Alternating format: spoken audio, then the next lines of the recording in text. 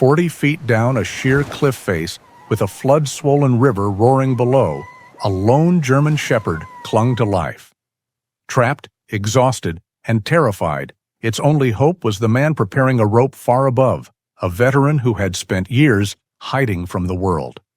For a man who had walled himself off from everything, this was an act that made no sense. But as he leaned back over the abyss, the veteran saw more than just an animal in distress. He saw a reflection in its desperate eyes, a ghost from a past he could never outrun. Could saving this one life be the first step towards saving himself? Or would the ghosts of his past pull them both into the void? Please support us by subscribing to the channel. The silence in Havenwood, Texas, had a weight to it. It wasn't a peaceful quiet, but a heavy, oppressive stillness that smothered sound under the vast, searing sky. For Bruce Bennett, that silence was both a refuge and a prison. His small ranch, tucked away in the rolling expanse of the hill country, was a fortress against a world that no longer made sense. The world had become too loud, too fast, too full of ghosts.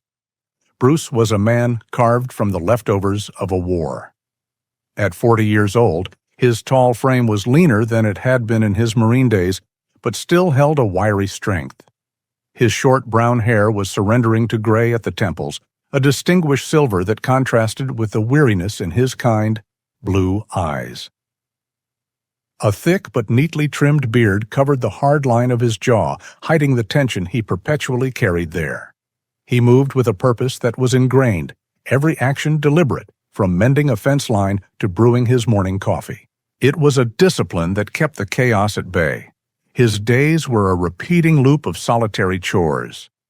The cattle didn't ask questions, the dry earth didn't flinch from his gaze. It was a life whittled down to the bare essentials, a penance for a debt he felt he could never repay. A debt that was sealed in the dust of the Korangal Valley in Afghanistan back in 2015. A debt owed to Vincent. This afternoon, the routine was broken. The pantry was nearly bare, and the silence of his own home was starting to echo the emptiness inside him. He needed supplies. The thought of driving into town sent a familiar, cold spike of anxiety through his gut. Havenwood was barely a town, just a single main street with a grocery store, a gas station, and a diner. But even that was too much sometimes. Still, he went. He pulled on a faded navy blue plaid shirt over a gray t-shirt, his worn denim jeans, and the sturdy work boots that were a second skin. The drive in his old Ford truck was a familiar one, the winding road flanked by live oaks and limestone outcrops.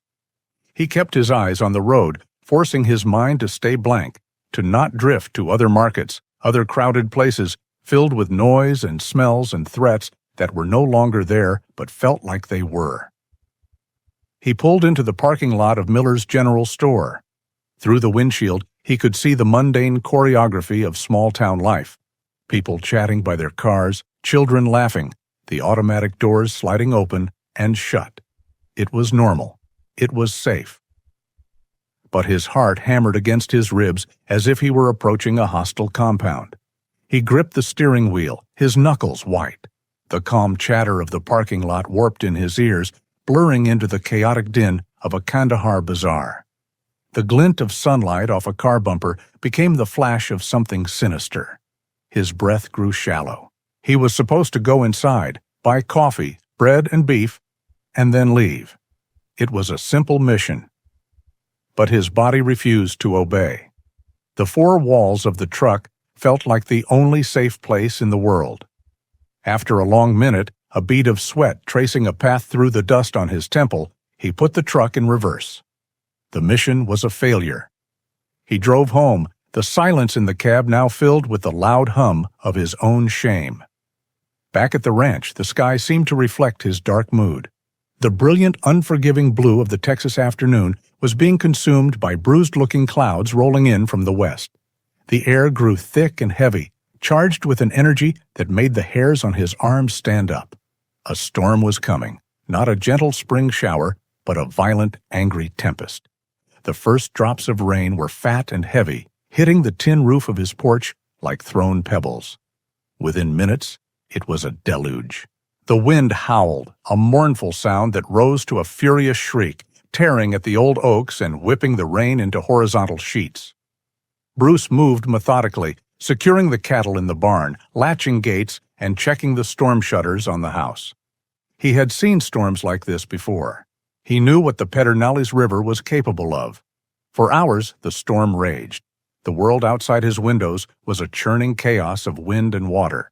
The power went out, plunging the house into a deep twilight gloom, lit only by the strobing spectral flashes of lightning.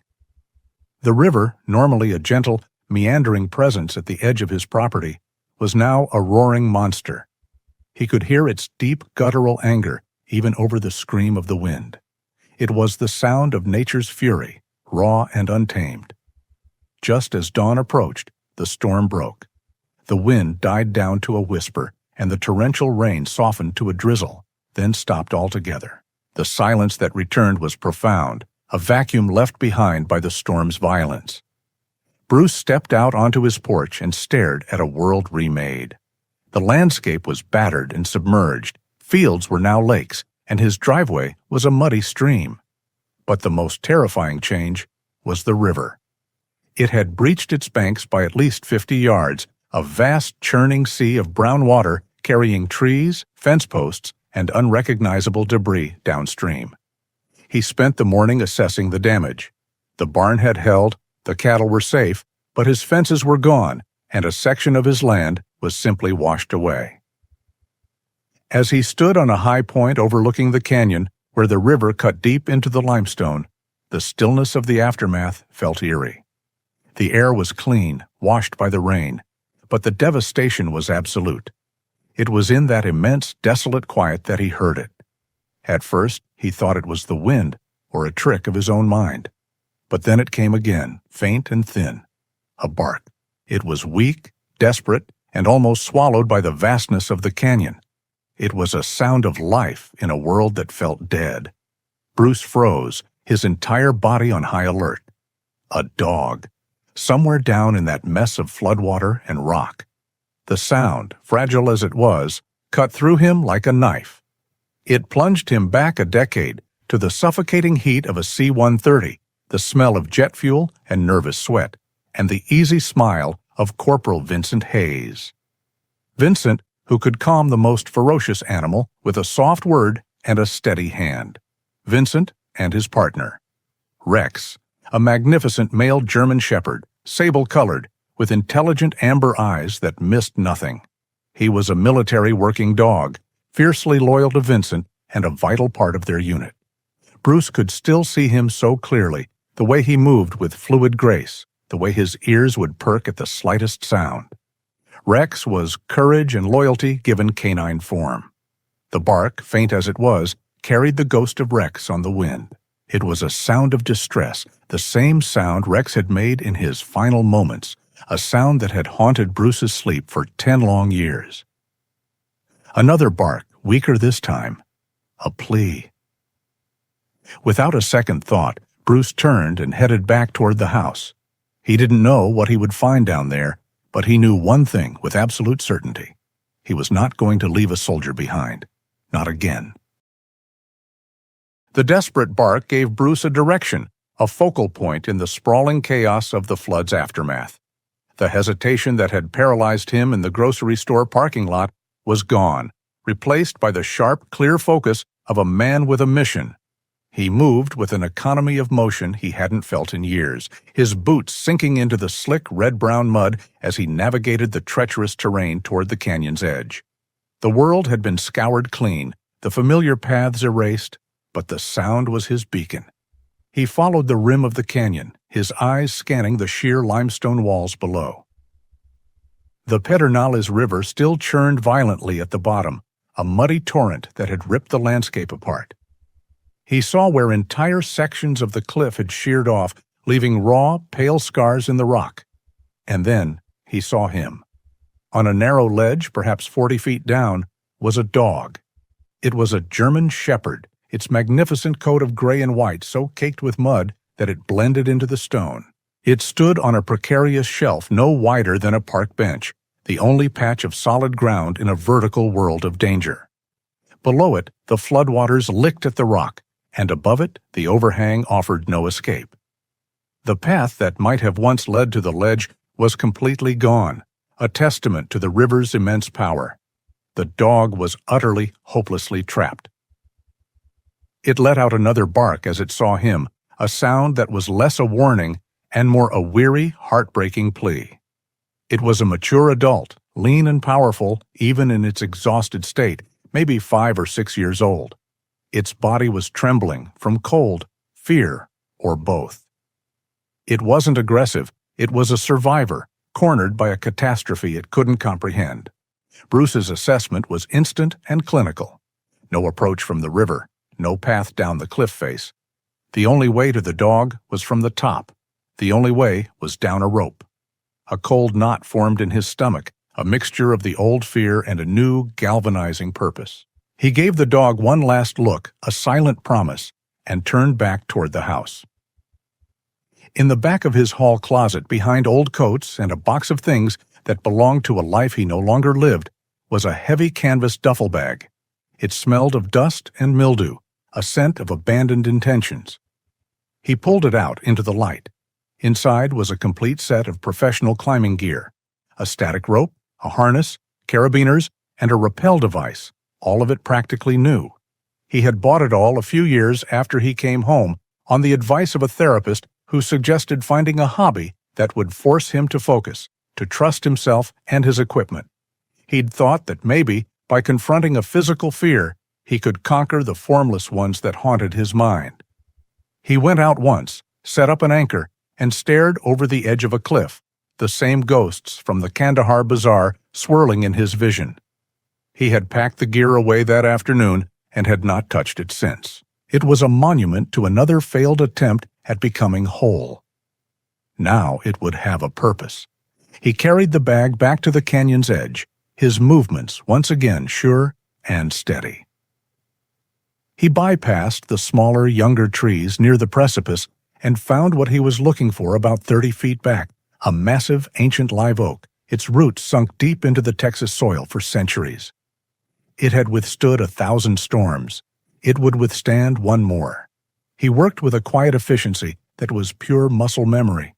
He slung the anchor strap around the thick, sturdy trunk, cinching it tight. He checked the stitching, the tension. He threaded the long kernmantle rope through the rappel ring, found the center point, and tossed both ends over the cliff's edge. They uncoiled in the air, twin lifelines of woven nylon snaking down the rock face. He put on the harness, the familiar feel of the leg loops and waist belt, a strange comfort. He clipped the rappel device onto the rope and then onto his harness, double-checking every connection, every gate, every lock. There was no room for error. The part of his brain that worried about crowds and loud noises went silent. This he understood. This was about procedure, trust in the gear, and a clear objective. The dog watched his every move from below, its barks having subsided into low, anxious whines.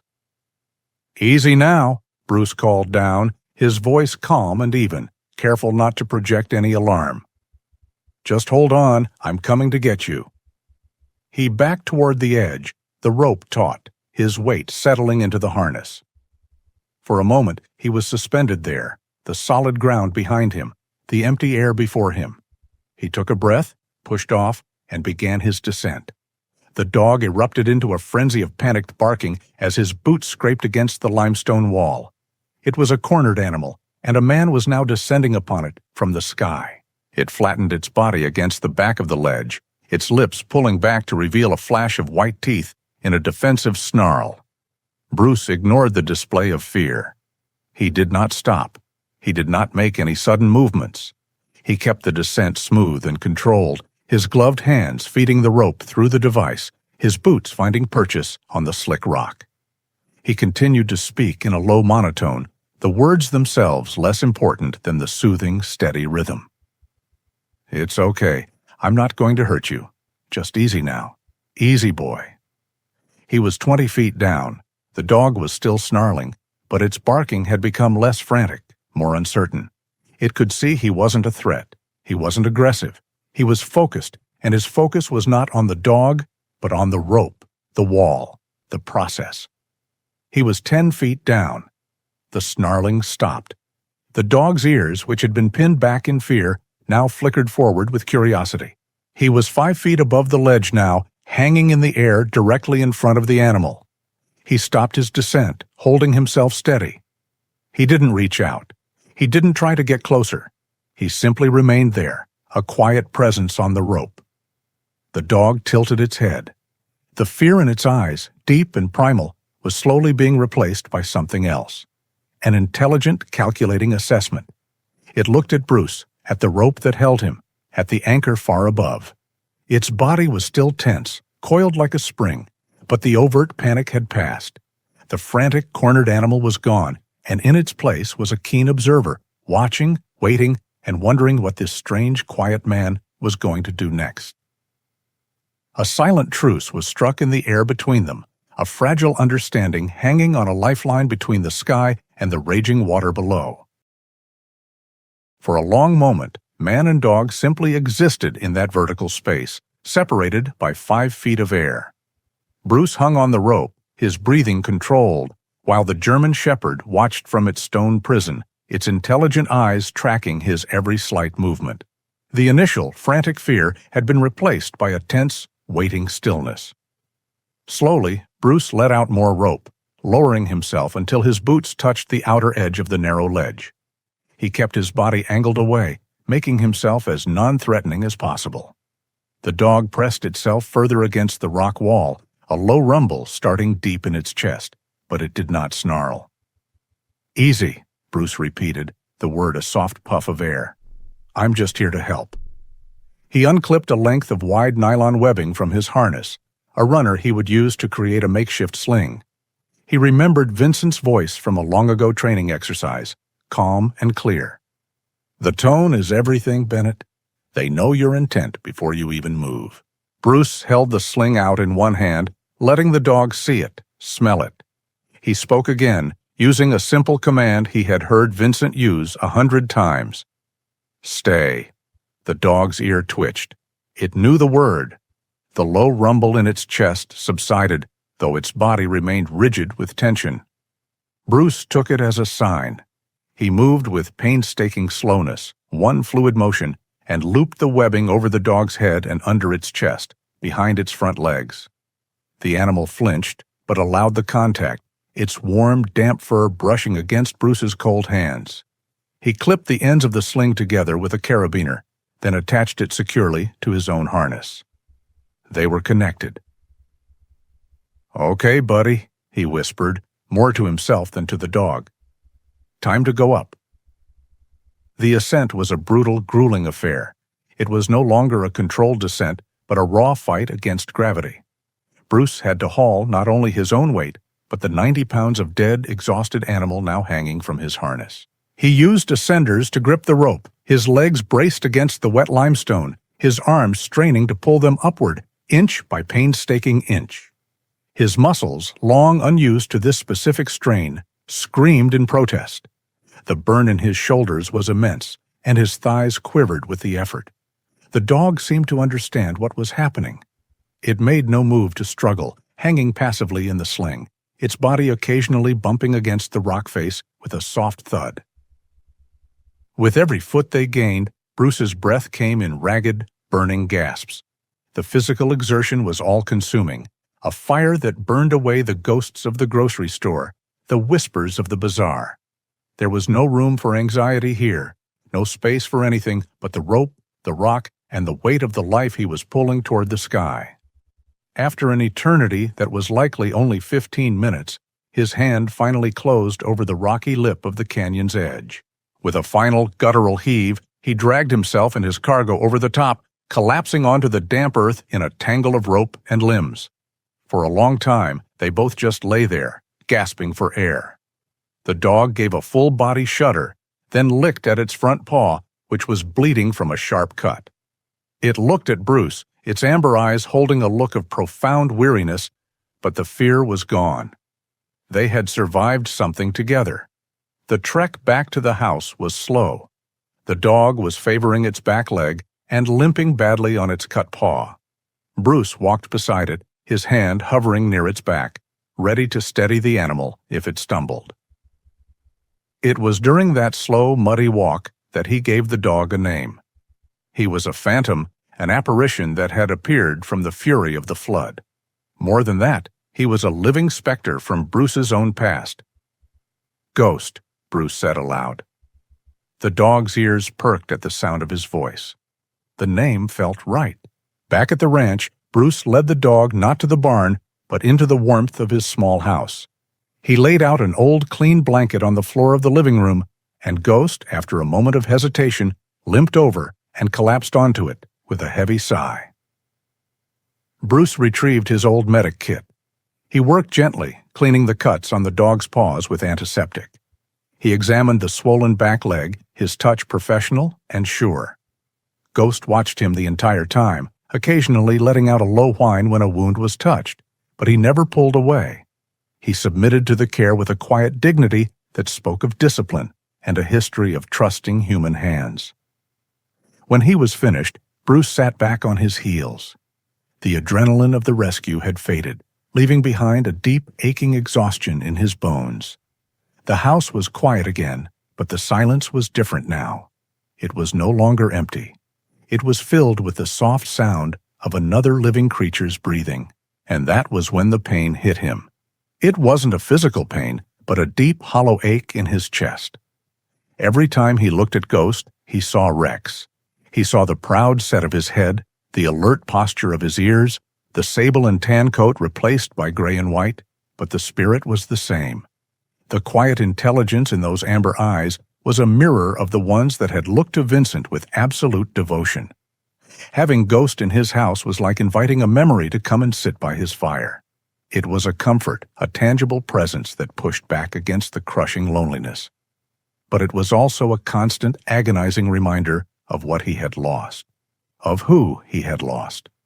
The image of Vincent, smiling, giving him a thumbs up just before that final patrol, flashed in his mind as sharp and clear as if it were yesterday. And with it came the suffocating weight of his own failure. He couldn't stand it. He stood up and walked out to the front porch, leaving Ghost resting on the blanket. He needed air. He needed the familiar solitude of the Texas twilight.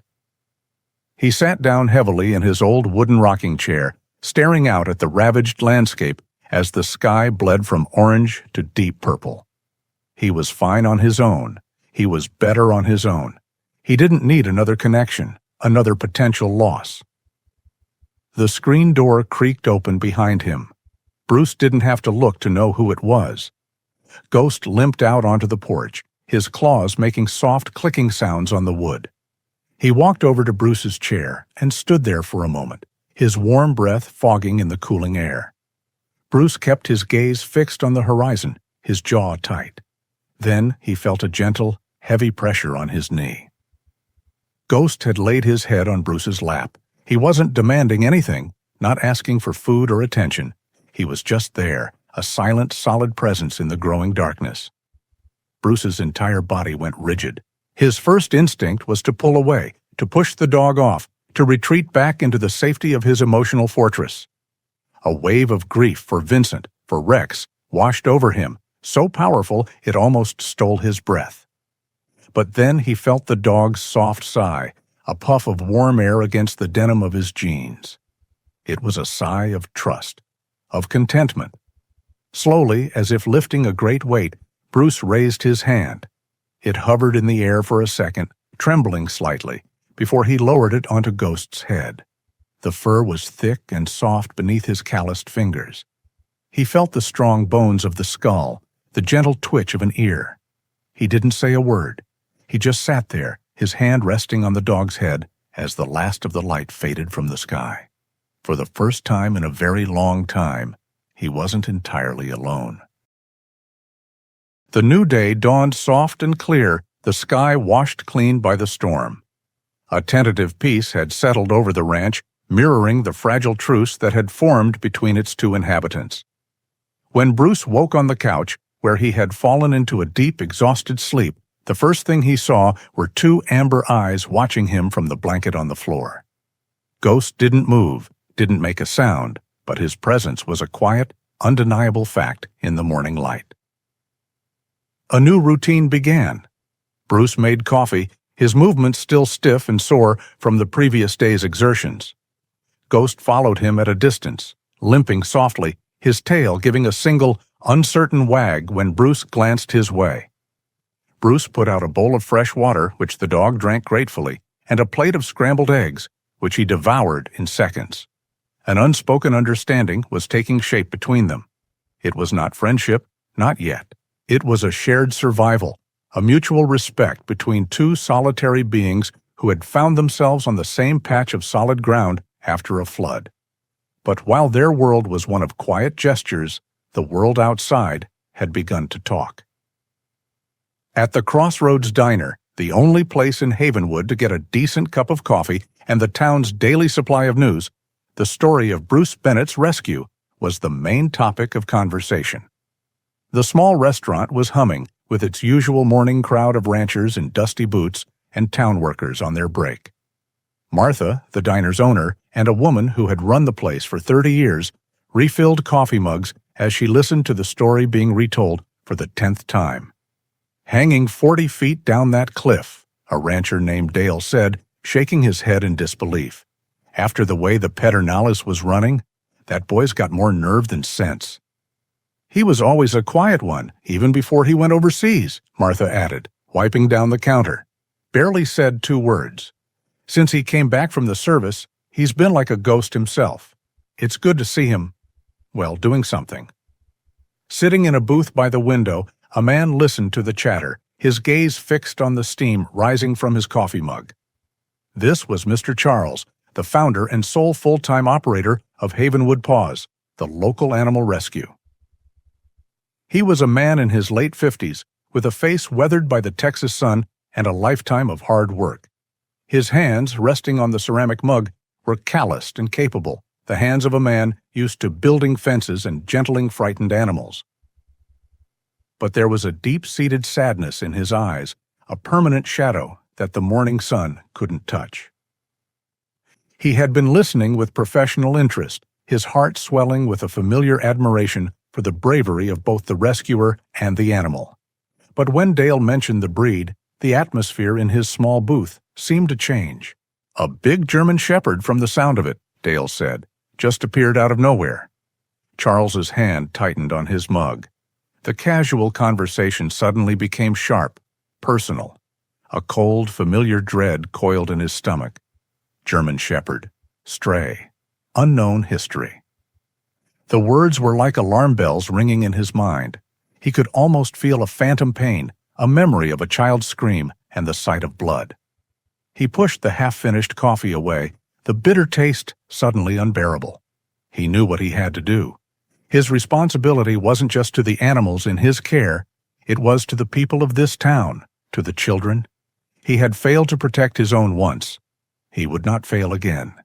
He stood up, left a few dollars on the table, and walked out of the diner, the cheerful chatter fading behind him. His old pickup truck, a faded green model with the Havenwood Paws logo on the door, was parked outside. As he drove out of town and toward the rural road that led to Bruce's ranch, his knuckles were white on the steering wheel. He wasn't acting out of anger. He was acting out of a fear so old and so deep, it felt like a part of his own soul. He found Bruce outside, checking a section of fence that had been torn down by the flood. Ghost was nearby, lying in a patch of sun, his head on his paws, but his eyes were alert, tracking Bruce's every move. The dog saw Charles's truck first, his ears perking up, a low, almost inaudible growl rumbling in his chest. Bruce turned, his posture immediately wary as the truck pulled to a stop. He did not invite visitors. Charles got out, closing the door softly. "Mr. Bennett," he said, his voice calm and polite. "My name is Charles. I run the animal rescue here in town." Bruce just nodded, his expression unreadable. "I heard what you did yesterday," Charles continued, gesturing vaguely toward the canyon. "That was a brave thing, a remarkable thing. You saved that animal's life." "I did what anyone would have done," Bruce said, his voice flat. "No, sir, not everyone," Charles corrected gently. "Which is why I'm here. An animal that's been through a trauma like that, a stray with no known history. It can be unpredictable." He looked pointedly at Ghost, who had risen to his feet and was now standing silently beside Bruce, a furry gray shadow. "He's not a stray," Bruce said, his voice dropping an octave. "He's with me." "For now," Charles agreed, "but large breeds, especially shepherds, they have powerful instincts. If they're scared, they can be dangerous. I've seen it happen. It only takes a second. A child wanders onto your property, a stranger approaches too quickly." He let the sentence hang in the air, thick with unspoken tragedy. "All I'm saying is that the responsible thing, the safest thing for everyone, including him, is to let me take him in. We have a proper facility at Havenwood Paws. We can evaluate him, give him medical care, try to find his owners." Bruce looked down at Ghost, who leaned almost imperceptibly against his leg. He had spent the last 10 years pushing the world away, and in less than 24 hours, this animal had breached his defenses. He had pulled the dog from a cliff, and in doing so, had pulled himself out of his own suffocating stillness. The thought of handing him over, of sending him to a cage, of being alone again in the heavy silence, was unthinkable. "Thank you for your concern, Mr. Charles," Bruce said, his tone leaving no room for argument. "But he's not going anywhere." Charles's kind eyes hardened with a deep, sorrowful resolve. He saw a man in denial, a man making a dangerous mistake. He saw the powerful dog standing guard, and his old fears screamed that he was right. "I hope you reconsider, son," he said, his voice filled with a genuine paternal worry that Bruce found more infuriating than any threat. "Some things can't be undone once they happen." He turned and got back into his truck, leaving Bruce and Ghost standing in the quiet of the morning. A line had been drawn. The silent sanctuary Bruce had built for himself had been breached, and the world, with all its good intentions and painful memories, was demanding a say in the life he had just saved. The confrontation with Mr. Charles left a residue of unease that clung to the rest of the day. A fragile peace had been disturbed, and the outside world, which Bruce had so carefully kept at a distance, now felt like it was pressing in on him. As evening fell, he went through his chores mechanically, his mind replaying the conversation. He saw the deep, fearful conviction in Charles's eyes and felt a familiar frustration. How could he explain the connection he felt to this dog? How could he explain that Ghost's presence felt less like a danger and more like a quiet atonement? He ate a silent dinner, sharing scraps of grilled chicken with Ghost, who ate with a polite restraint that was at odds with a starving stray. Later, they sat on the porch as they had the night before, but the comfortable silence was gone. Bruce's mind was a landscape of old battlefields, and the quiet of the Texas night did little to soothe him. Sleep, when it finally came, offered no escape. It dragged him back to the place he spent his waking hours trying to forget. He was in the Korangal Valley, Afghanistan. The year was 2015. The sun was a merciless hammer, beating down on the rocky terrain. The air was thin and tasted of dust and diesel. He was on patrol, the heavy weight of his gear a familiar burden, the reassuring presence of his unit around him. Ahead of him was Corporal Vincent Hayes, younger, his face not yet etched with the permanent weariness of war, his smile easy and genuine. And at Vincent's side, moving with the focused grace of a perfectly honed weapon, was Rex. The dream shifted, the memory fracturing into the chaos of a nightmare. The crack of a single rifle shot, sharp and definitive, echoed through the valley. Then came the storm. The air erupted with the deafening chatter of automatic fire. Shouts. The metallic taste of fear in his mouth. He was behind a rock, the ground vibrating with impacts. He was shouting orders, his voice raw, trying to make sense of the ambush. The nightmare sharpened its focus on a single, horrific image. Vincent was down. He wasn't moving. Rex was standing over him, a sable-colored guardian, barking with a fury that defied the storm of bullets around him, trying to protect his fallen handler. Bruce remembered the feeling of utter helplessness, a paralysis of will as he was pinned down, unable to advance, unable to reach them. The world became a tunnel of noise and dust and the desperate fading sound of Rex's barks. Bruce jolted awake, a strangled cry caught in his throat. He was sitting bolt upright in his bed, his heart trying to hammer its way out of his chest. His sheets were soaked with sweat. For a terrifying, disorienting moment, he was still there, in the choking dust of the valley, the phantom smell of cordite in his nostrils.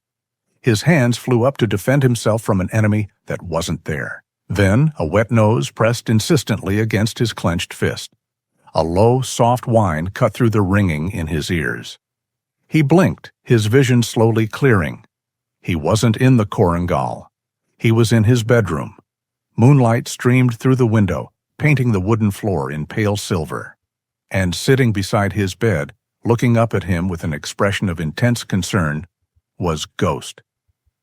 The dog whined again, a gentle, questioning sound, and nudged his hand once more.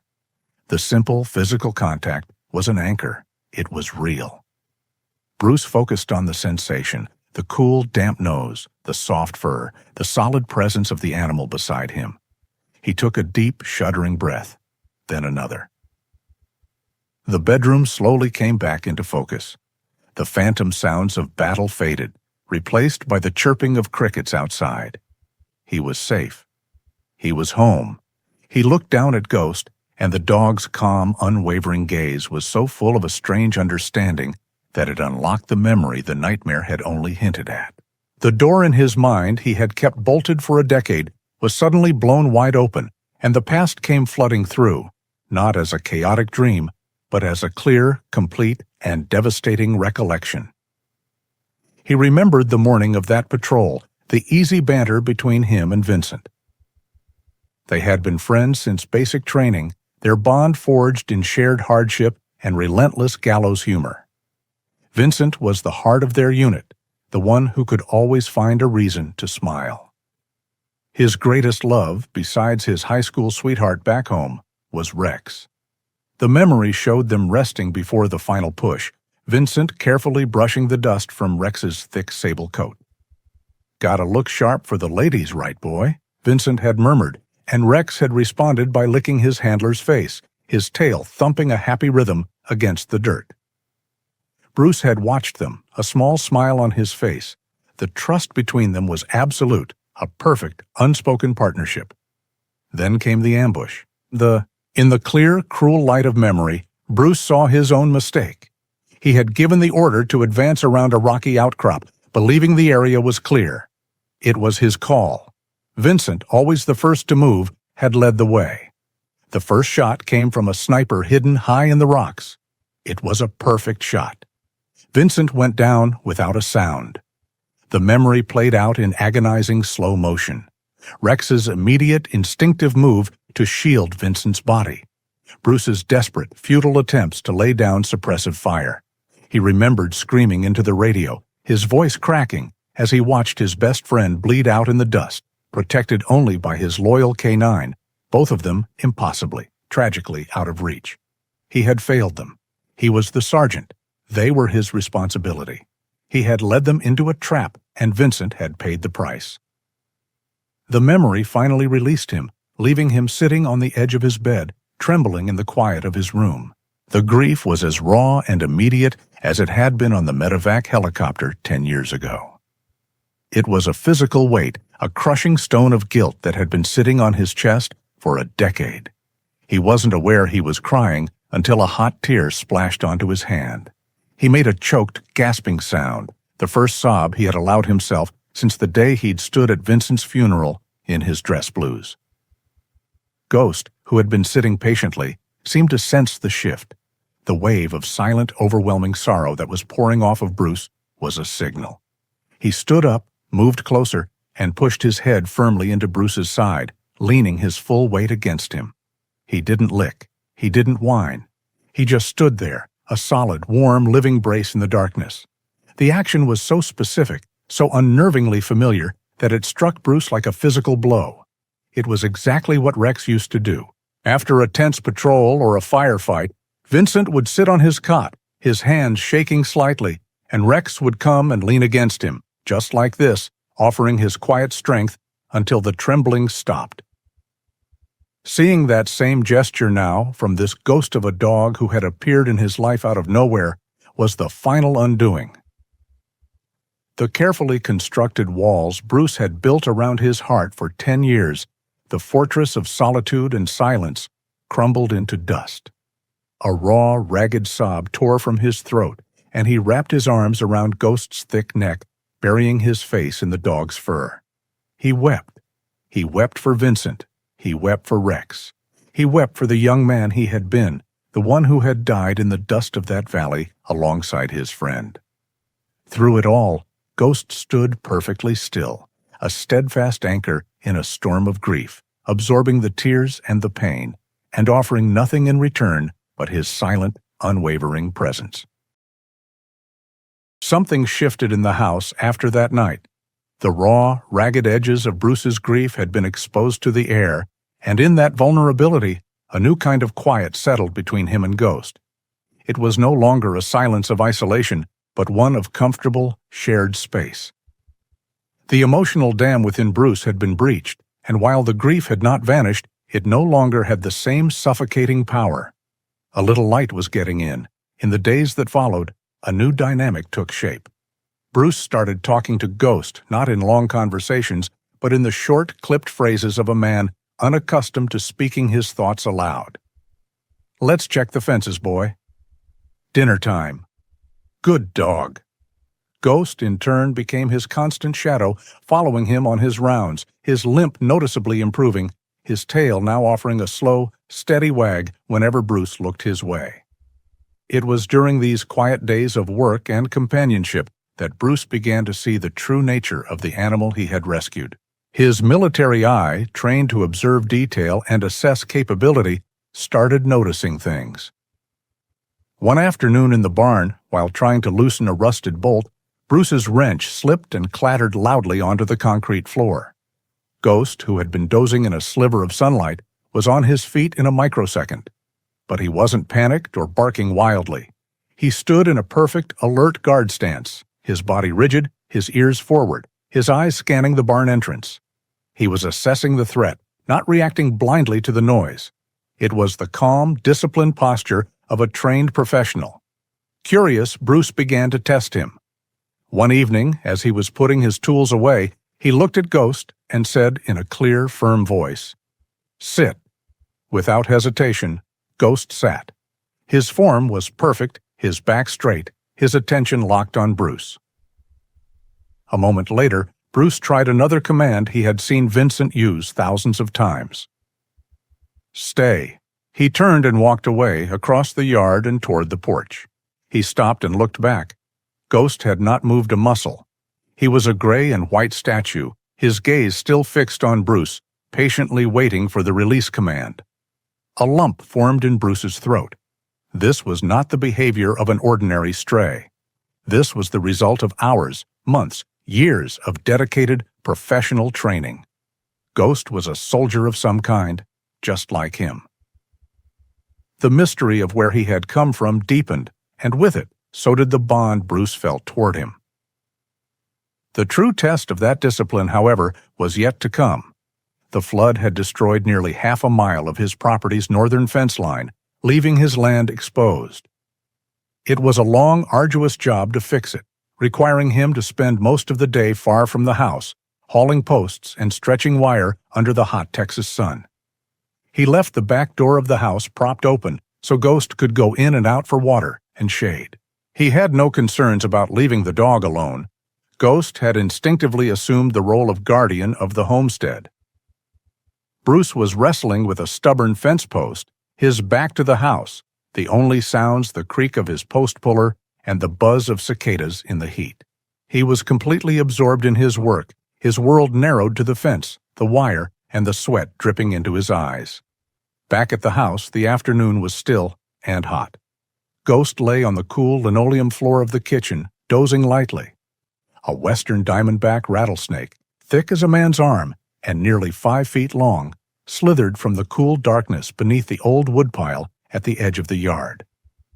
Its movements were slow, unhurried, its patterned scales a perfect camouflage against the dry earth. Driven by thirst and the search for shade, It moved silently toward the inviting darkness of the open back door. Ghost sensed it before he saw it.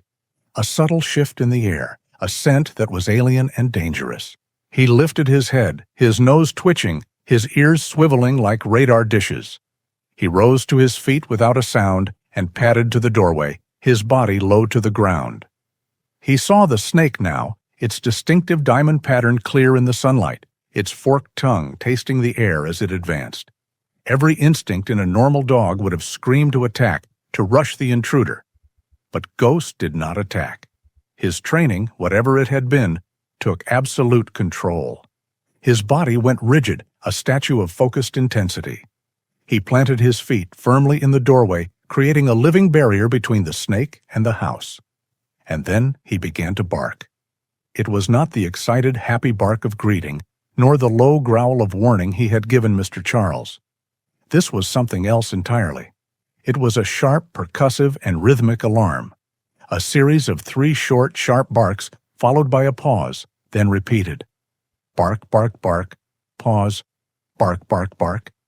It was a code, a signal. It was a sound designed to cut through the noise of the world and communicate one thing: critical danger. Half a mile away, Bruce heard it.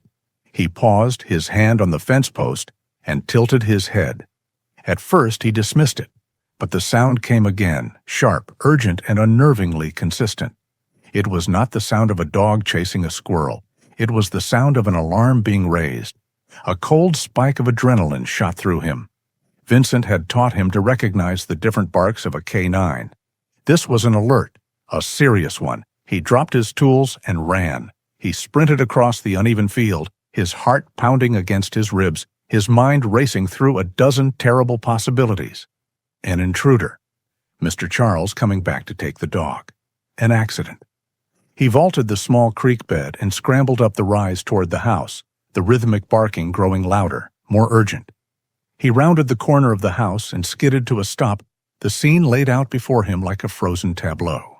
There was Ghost, planted in the doorway, his body a rigid wall of fur and muscle, barking his rhythmic alarm.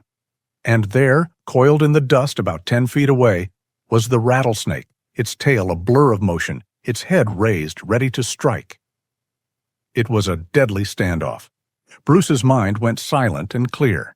He grabbed the long-handled garden hoe that was leaning against the house, his movements swift and sure. He circled wide, coming up behind the snake to draw its attention. The snake, sensing the new, larger threat, swiveled its head toward him, its rattle now a furious, buzzing roar. In one swift, powerful motion, Bruce brought the blade of the hoe down, ending the threat instantly. The silence that followed was deafening. The rattling stopped. The barking stopped. Ghost immediately broke his stance and rushed to Bruce's side, whining and nudging his hand, his body trembling with leftover adrenaline. Bruce dropped the hoe and knelt, his own hands shaking. He ran his hands all over Ghost's body, checking for bites, for any sign of injury. The dog was unharmed. He had held his ground, had kept the danger at bay, but had been smart enough, disciplined enough, not to engage. Relief washed over Bruce, so powerful it made him dizzy. He wrapped his arms around Ghost's neck and held him close. The dog responded by licking his face, a frantic, loving gesture. In that moment, everything became clear.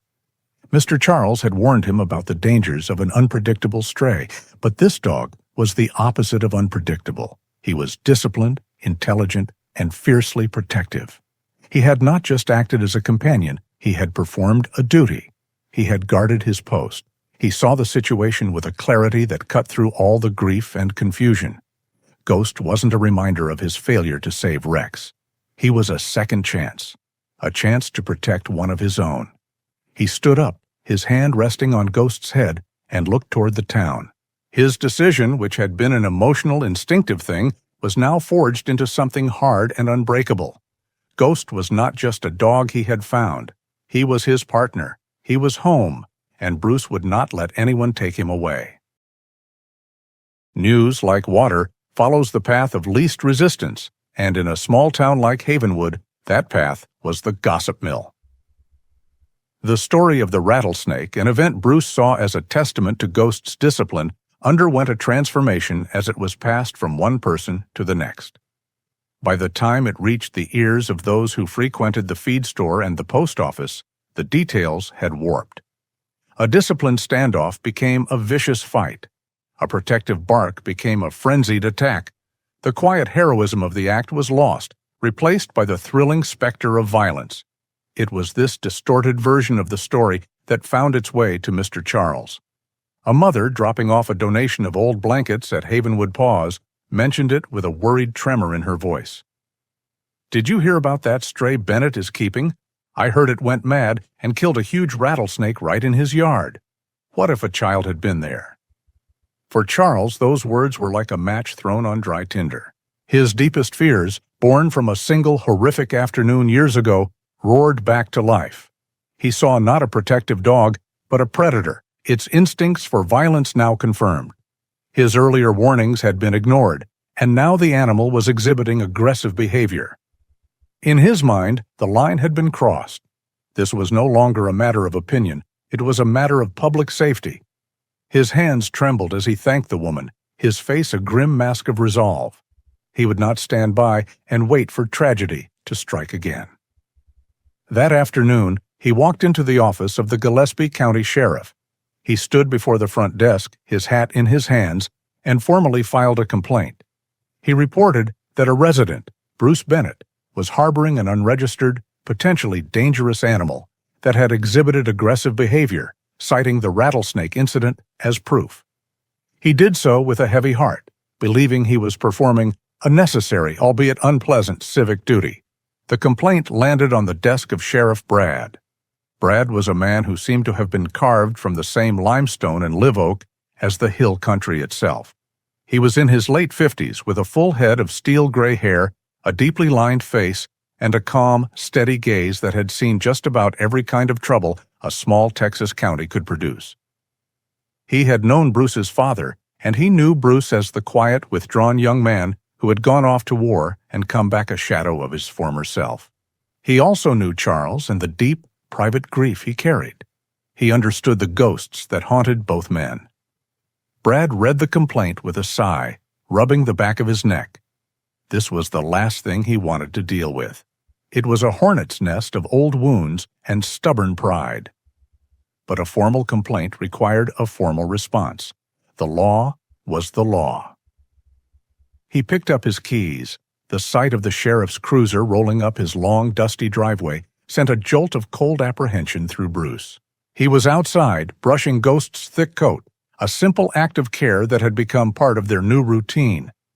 Ghost sensed the change in him instantly, his body stiffening, his ears perking toward the approaching vehicle.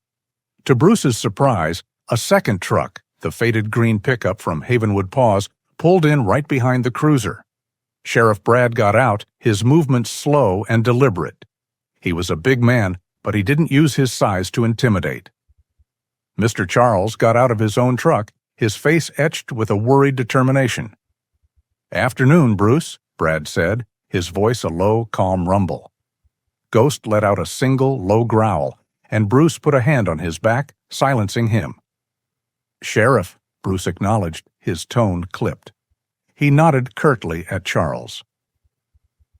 "I'm not here to cause trouble," Brad began, getting straight to the point. "But I've received a formal complaint regarding your dog.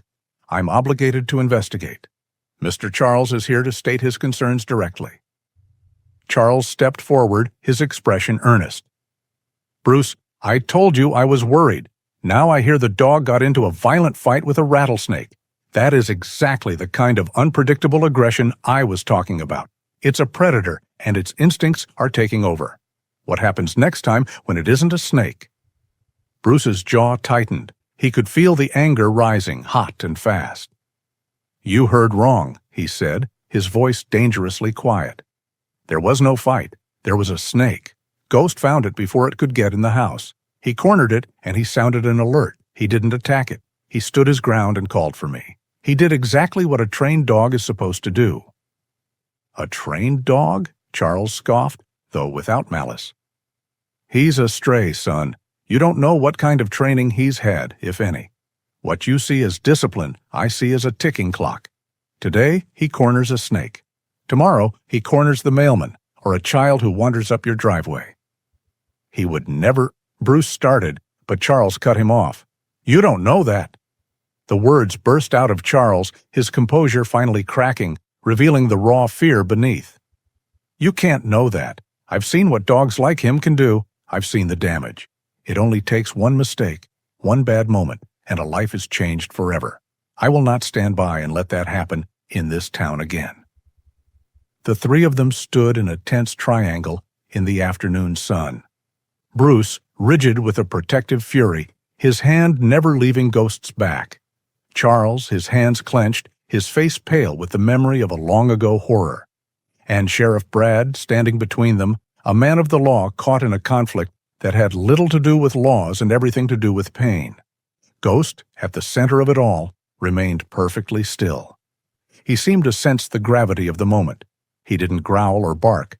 He simply stood beside the man who had saved him, a silent, living testament to the bond they shared, his amber eyes moving between the three men with a quiet, unnerving intelligence.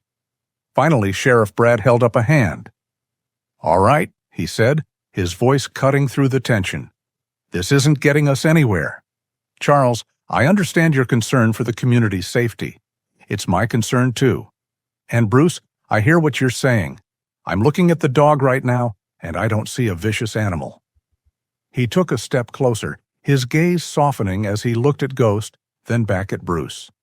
He saw the way the man and the dog stood together, a small, defiant unit against the world. He saw two survivors.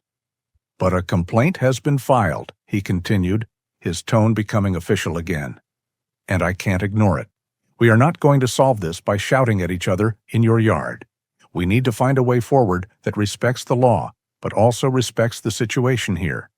He paused, looking from one stubborn face to the other. "We're at a stalemate. So here is what I believe we need to do." Sheriff Brad stood between the two men, a human buffer in a field of invisible minds. "Here is what I believe we need to do," he started, his voice resonating with the calm authority of a man used to imposing order on chaos. "The law requires that any stray be brought to the county shelter for a mandatory holding period to check for owners and assess its temperament. Charles can do that at his facility." "No," Bruce said. The word was quiet, but it was as solid and unmovable as the limestone bedrock beneath their feet. That single word was the final pressure on a crack that had been widening for years. Charles's carefully maintained composure shattered. He turned away from Bruce, his gaze pleading with the sheriff, his voice breaking with a decade of suppressed pain. "You see?" he implored, his hands gesturing helplessly. "You see what I'm talking about? It's an unreasonable attachment to an unknown animal. You don't understand, Brad. You don't know what it's like." His voice grew thick with emotion. "My son, Henry, he was 6 years old. We had a stray show up in our yard, a beautiful German shepherd just like that one. Looked friendly. Henry? He loves dogs. He went out to say hello, to pet it." Charles choked on the memory, his eyes glistening with unshed tears. The dog snapped. No warning, no reason. It went for his face. I heard the scream. I'll hear that scream for the rest of my life. He took a ragged breath, looking out at the canyon as if seeing a ghost from his own past. 27 stitches. The doctors did a wonderful job, but the scar, it's still there.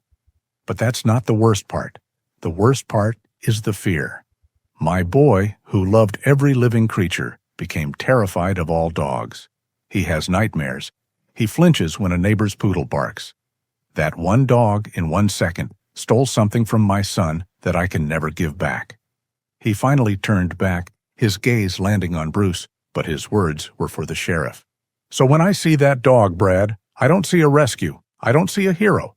I see a weapon, and I see a good man who doesn't believe it's loaded. I filed that complaint to protect the next 6-year-old from having his life changed forever. I did it because no one was there to protect my Henry." Emotionally spent, Charles simply nodded once to the sheriff, turned without another word to Bruce, and walked back to his truck. The engine started, and the green pickup drove away, leaving a cloud of dust and a heavy, ringing silence in its wake.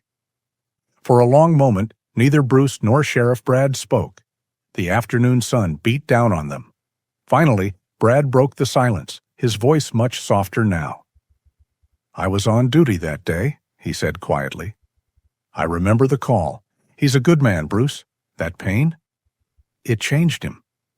Bruce stared at the ground, his hand resting on Ghost's neck. He understood pain. He understood being changed by it. And in that moment, he realized that arguing, that being defensive, was not the answer. The sheriff didn't need another argument. He needed to understand. "He's not a stray," Bruce said, his voice low and rough. He looked up and met the sheriff's gaze. "I don't know where he came from, but I know what he is. He's trained. He follows commands a civilian wouldn't know. He's disciplined. The way he handled that snake, that wasn't instinct. That was a drill." Brad listened patiently, his expression giving nothing away. "When I was in the Marines," Bruce began, the words coming hesitantly, as if being pulled from a great depth. "My best friend was a K-9 handler, Corporal Vincent Hayes. His partner was a shepherd named Rex." He took a breath, the names tasting like rust in his mouth. There was nothing like them, the bond they had. Rex would have walked through fire for Vincent. And Vincent, he loved that dog more than anything. They were one soul in two bodies. This was the first time he had spoken of them to anyone from his civilian life. "We were in Afghanistan, 10 years ago, 2015. We were on patrol in the Korangal. I was sergeant. It was my command." The guilt was a physical thing, twisting his insides. "I made a bad call. We walked into an ambush. Vince, he was hit first. He went down and Rex stood over him, trying to protect him, trying to fight off the world. I was pinned down. I couldn't get to them. I watched it happen." He stopped, his throat closing around the words. Ghost, sensing his distress, leaned heavily against his leg, a silent, solid support. "I failed them, Sheriff," Bruce whispered, the confession finally escaping its prison. "My job was to bring my men home. I failed. And when I look at this dog," he said, his hand tightening in ghost fur, "I see Rex. I see a soldier left behind on the battlefield. Saving him, it wasn't just about pulling a dog off a cliff. It was a chance to finally do something right. He's not just a dog to me. He's a connection to the man I was, to the friend I lost. He's a chance to fix something that's been broken in me for a very long time." Sheriff Brad stood in the quiet of the Texas afternoon, having just become the keeper of two profound and painful secrets. He saw the whole tragic picture now. Two good men, haunted by different ghosts, their pasts colliding over the fate of a single, silent animal. This was no longer about a simple bylaw. This was about trauma, grief, and the desperate human search for redemption. He let out a long, slow breath. "Bruce," he said, his voice full of a weary compassion, "I believe you, every word, but Charles filed a legal complaint. My duty is to the law. The law says an unregistered animal with no clear owner has to be secured and identified." Bruce's face fell. He had bared his soul, and it wasn't enough. "But," the sheriff continued, holding up a hand, "the law can also be patient." He looked Bruce square in the eye. "I'm not taking your dog today. I'm giving you a chance to make this right. You have 72 hours, 3 days. That's how long I can hold off on executing the order." He took a step closer, his voice firm. "In that time, you need to find me something concrete, something I can put in a report, proof of ownership, a registry, a military tattoo, a microchip, anything that proves where this dog came from and confirms he is what you say he is. You give me that, and I can justify closing this case. If you can't, my hands will be tied. I'll have to come back, and I'll have to take him. Do you understand?" Bruce looked down at Ghost, who looked back up at him, his amber eyes full of unwavering trust. 3 days. It was an impossible task, but it was also a sliver of hope. "Yes, Sheriff," Bruce said, his voice clear and steady. "I understand." The 72-hour deadline felt like a physical weight on Bruce's shoulders. With every tick of the clock, the window to save Ghost was closing. There was only one real chance, one path forward that didn't end with an empty space on his living room floor. The next morning, he drove his truck back into Havenwood, not with the crushing anxiety of his last trip, but with the grim determination of a man on a critical mission.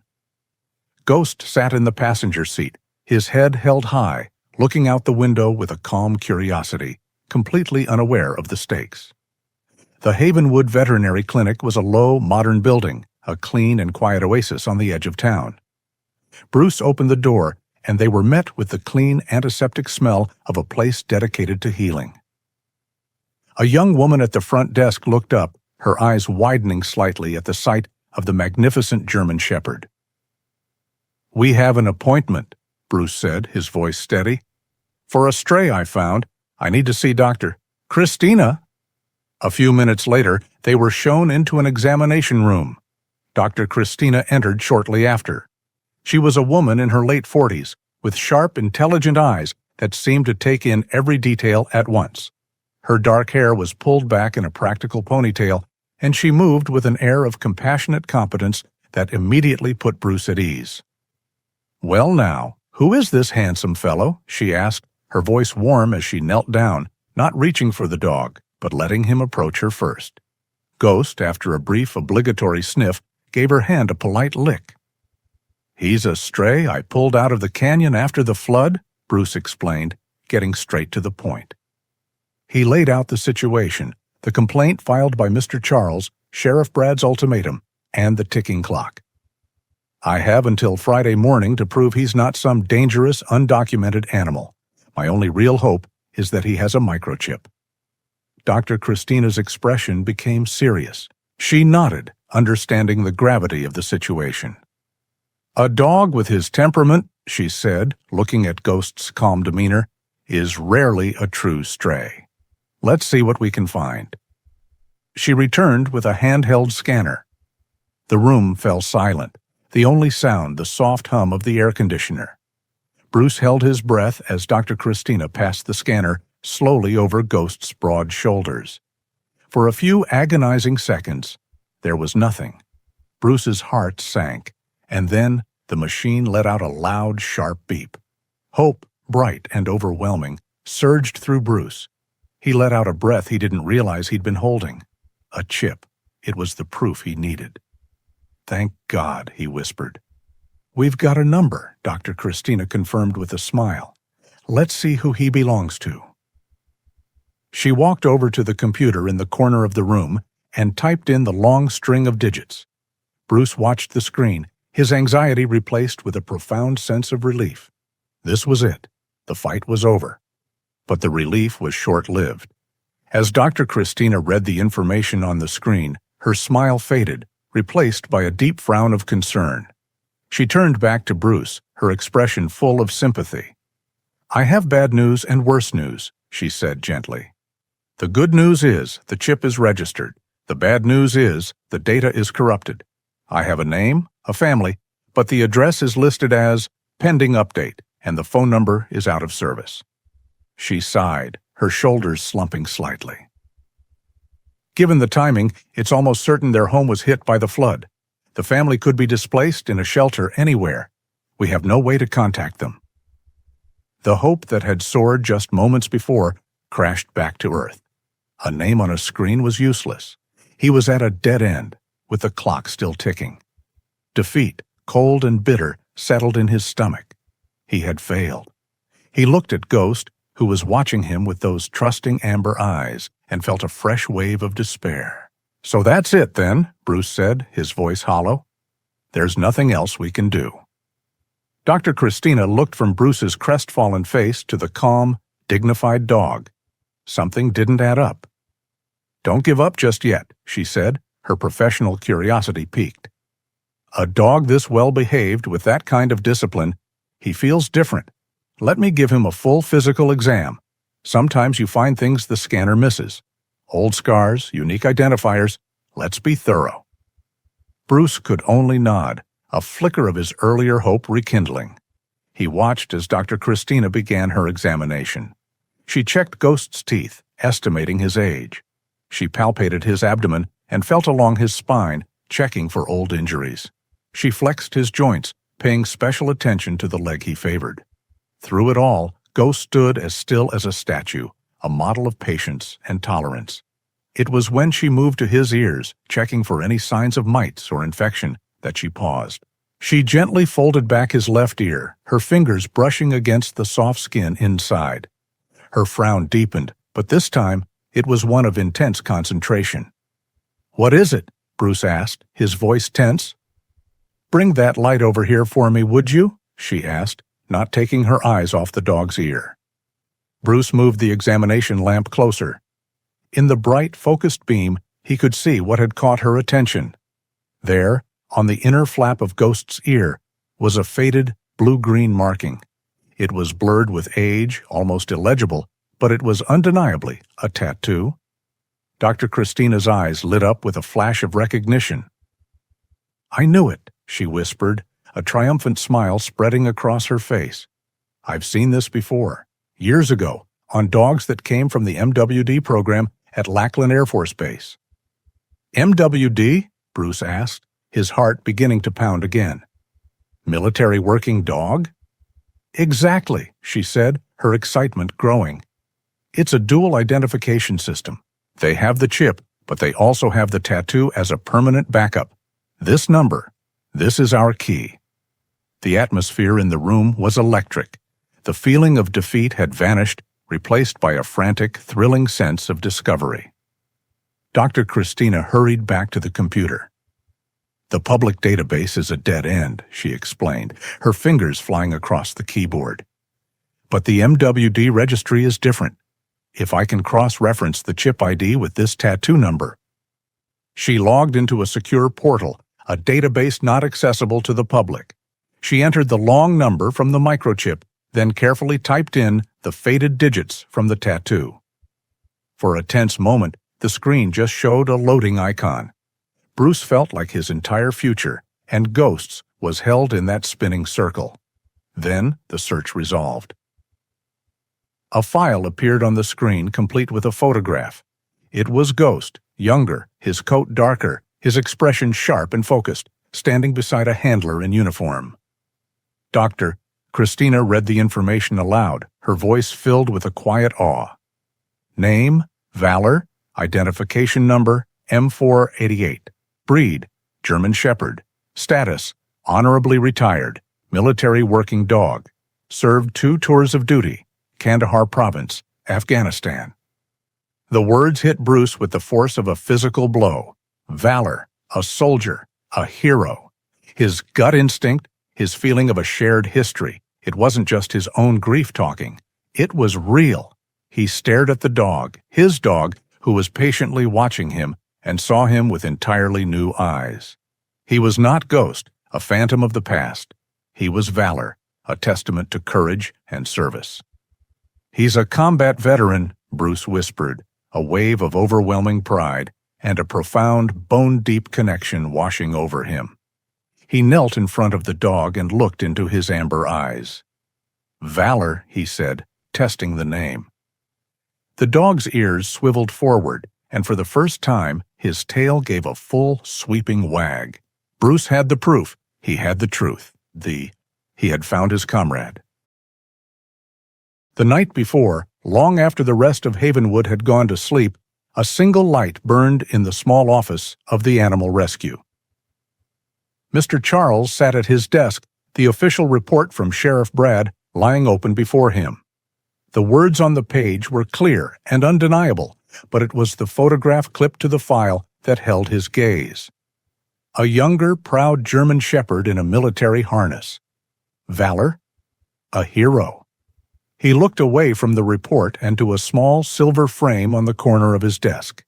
In it, a 6-year-old boy with a gap-toothed, fearless grin beamed at the camera. Henry, before the accident, before the fear. Charles felt a wave of shame so profound it made him feel sick. He, who had dedicated his life to protecting the innocent, had nearly condemned 2 veterans, one human, one canine, because he had been blinded by the ghosts of his own past. He had seen a monster where there was only a hero. He had projected his own pain onto a man who was carrying a burden far heavier than his own. The silence of the office was a heavy judgment, and he knew with a certainty that settled deep in his bones that apologies would not be enough. He had to make it right. News of Valor's true identity spread through Havenwood with the speed of a prairie fire. The story was told with awe in the diner, with respect at the feed store, and with a quiet pride at the sheriff's office. The narrative had shifted. Bruce Bennett was no longer the town recluse with a dangerous stray. He was a quiet hero who had rescued a fellow soldier. The town, which had held him at a cautious distance, now looked upon him with a newfound, profound respect. The next afternoon, Bruce was sitting on his porch, watching Valor doze in the sun, when he saw the faded green pickup truck approaching again. This time, however, the dread he had felt before was absent. As the truck stopped, he saw that Mr. Charles was not alone. In the passenger seat was a young boy. Charles got out of the truck, his movements slow, his shoulders slumped. The boy, who looked to be about 10 years old, got out after him, staying close to his father's side. He was a small, quiet boy with his father's kind eyes. On his left cheek, running from just below his eye to the corner of his mouth, was a thin, silvery scar, a permanent memento of his childhood terror. This was Henry. Bruce stood up but didn't move from the porch. Valor lifted his head, his ears perked, but he remained lying down, sensing no threat. Charles and Henry stopped at the bottom of the porch steps. The older man took off his hat, holding it in both hands. "Bruce," he began, his voice thick with humility. "I came here to say I'm sorry. I was wrong. I let my own story get in the way of the truth. What you did, saving him, and what he is. Well, there are no words. I'm just truly sorry for the trouble I caused you." "Chill." Bruce looked past the father and at the son, who was peeking at Valor from behind his father's legs, his expression a mixture of intense fear and an equally intense curiosity. Bruce understood. This apology wasn't just for him. "Heard you had a rough time with a shepherd a while back," Bruce said gently, speaking to Henry. The boy flinched and ducked further behind his father. "It's all right, son," Charles said, placing a hand on his shoulder. Bruce slowly lowered himself to one knee, bringing himself down to the boy's level.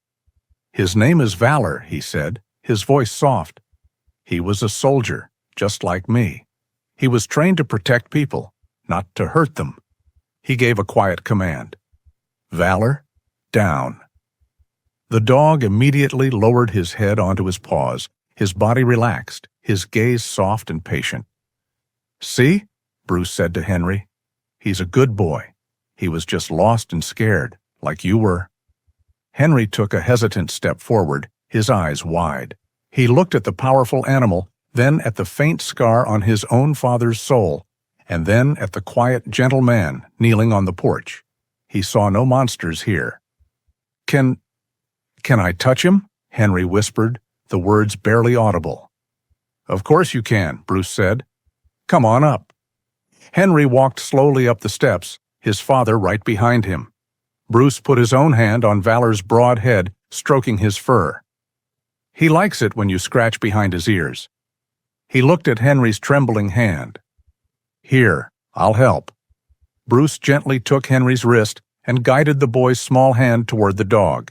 The moment his fingers touched the thick, soft fur, Henry gasped. Valor didn't move, but let out a low, happy sigh. Bruce let go of Henry's wrist, and the boy's hand stayed right where it was.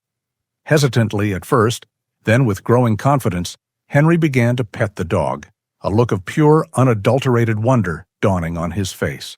The fear that had held him captive for years began to melt away under the warmth of the afternoon sun and the patient stillness of a hero. A small, tentative smile, the first his father had seen in a long, long time, touched his lips. Charles watched, tears streaming freely down his weathered cheeks, his heart lighter than it had been in years. It was the beginning of a healing he thought was no longer possible. Later that evening, long after Charles and a much happier Henry had gone, Bruce sat in his rocking chair on the porch. The sun was a fiery orange ball sinking below the horizon, painting the clouds in shades of purple and rose. Valor lay at his feet, his head resting on Bruce's boot, completely at peace. The silence had returned to the ranch, but it was a different silence now. It was whole. It was calm. Bruce looked down at the noble animal, this fellow veteran who had crashed into his life and pulled him from the wreckage of his own past. He had found a brother. He thought of Vincent, not with the sharp, stabbing pain of guilt, but with a quiet, bittersweet ache of love and memory. He could almost feel his friend standing beside him, smiling that easy smile. He put his hand on Valor's head, the bond between them as solid and real as the wood beneath his feet. He closed his eyes, and a single, silent tear traced a path through the dust on his cheek. "We did it, Vince," he thought, the words a quiet prayer sent out into the twilight. We finally brought a comrade home. A sense of purpose, clear and bright, settled over him. His war was not over. A new mission was just beginning. He pulled out his phone, the screen illuminating his face in the gathering dark. He opened the web browser and typed in the name of the organization Dr. Christina had found, the one that tracked retired military working dogs. He scrolled through the pages, reading about their programs, their mission to find homes for these four-legged heroes. He found a link that said, "Start a local chapter." His finger hovered over the screen. He looked at Valor, then out at the vast, quiet landscape of Texas. He was no longer hiding from the world. He was ready to rejoin it. He had a duty to the others like him, and the others like Valor, who were lost and needed a lifeline. He pressed the link. His new life was just beginning. Sometimes the deepest wounds are the ones no one can see, and the greatest healing begins with a single act of trust. Bruce and Valor's story reminds us that even after the darkest storm, a new dawn is possible when we find the courage to save another, and in doing so, save ourselves. These are the kinds of tales we are honored to bring to you, stories of loyalty and second chances that connect us all. If their journey touched your heart, help us share more of them by leaving a like and sharing this story with someone who understands that unbreakable bond. Let us know in the comments what Valor's courage meant to you, and to continue the journey, please subscribe and click on the next story waiting for you on the screen.